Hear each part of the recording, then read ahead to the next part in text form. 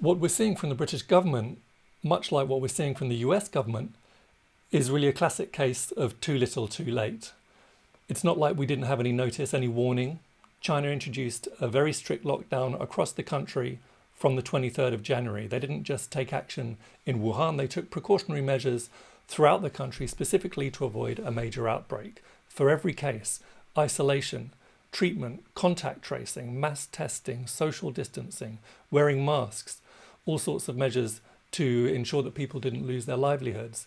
And much the same approach was taken in Vietnam, and in both cases, the results have been very good. So we know for a fact that the virus can be contained. But the British government had basically nothing to say about the coronavirus until the second week of March, by which time there'd already been several hundred confirmed cases and probably tens of thousands of unconfirmed cases.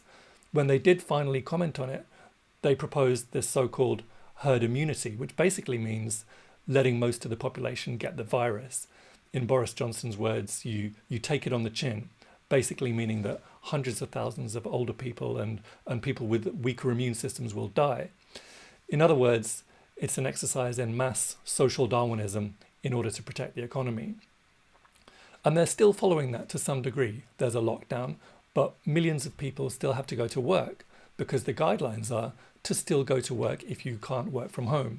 So for millions of people, that means having to make a choice between spreading the virus or not being able to pay your bills and put food on the table. It's really important that we don't blame people who have to make those impossible choices. The government needs to close all non-essential workplaces, compensate the workers, get mass testing in place, and ensure that health workers have everything they need to do their work safely. It's an absolute travesty that this hasn't happened already, but it absolutely must happen now.